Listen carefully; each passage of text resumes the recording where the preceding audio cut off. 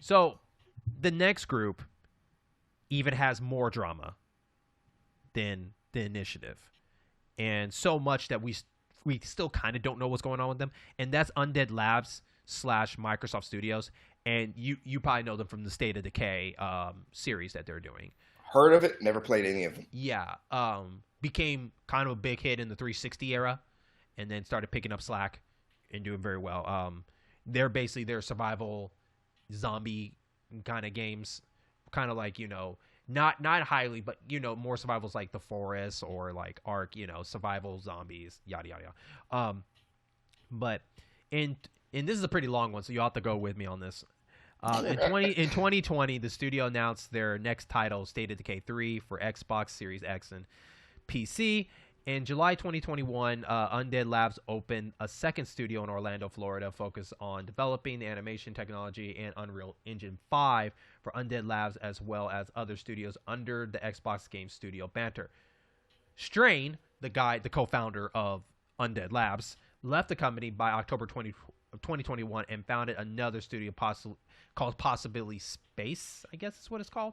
Anyways, so that's Real fine. inventive. Yeah. Now, going further on, in 2022, an investigation by Kotaku reported of sexist studio culture, which was abetted by Phil Hoyt, the new studio head who replaced Strain, and then head of HR and Schlosser. Schlosser. Schlosser. Schlosser.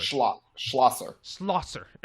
Yes. Slosser was removed after Microsoft HR investigation of toxic work environment, which continues after Schlosser's departure, led to a high employee turnover rate, especially among the experienced staff.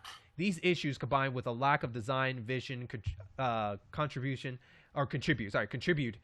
to the extensive delays in development of State of Decay 3. Employees also blame Microsoft for not living up to the goals of diversity, basically equality or equity, and inclusion by not responding to the reports of abuse of timely matter. So basically, they're a mess right now. Surprise, surprise. Game studios having problems with a toxic work environment towards traditionally marginalized parties. Yeah.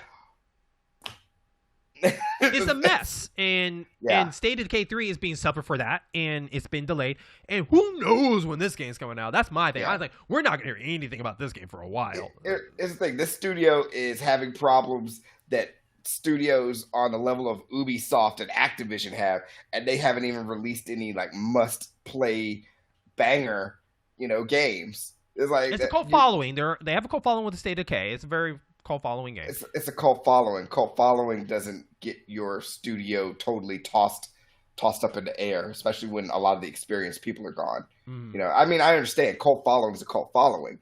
I respect cult following too, but when you haven't put out, some million seller type stuff in a while, if at all, then you shouldn't be doing any of this stuff at all, but you really can't afford PR wise to recover from this. I think it was interesting that due to the Lionhead Studios situation, where Microsoft was really involved in their situation, did not pan out, and now Undead Labs is upset that Microsoft is not getting involved enough in their studio to fix these kind of problems. So it's almost like damn if you do, damn if you don't. Like if we get involved, this could happen. If we don't, then this could happen. It's tough. I'm not saying Xbox in the right. I just feel like that, like, damn, that just kind of sucks to be them, because it's like they blame them for not jumping in to help out. But at the same time, it's more like,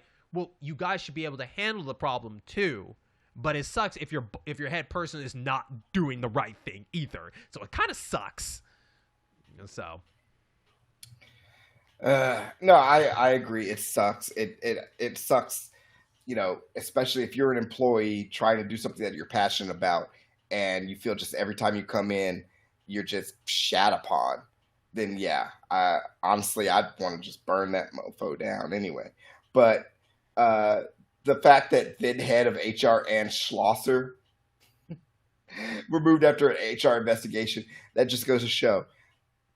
HR is not your friend. They are not there to help you. They're there to protect the company.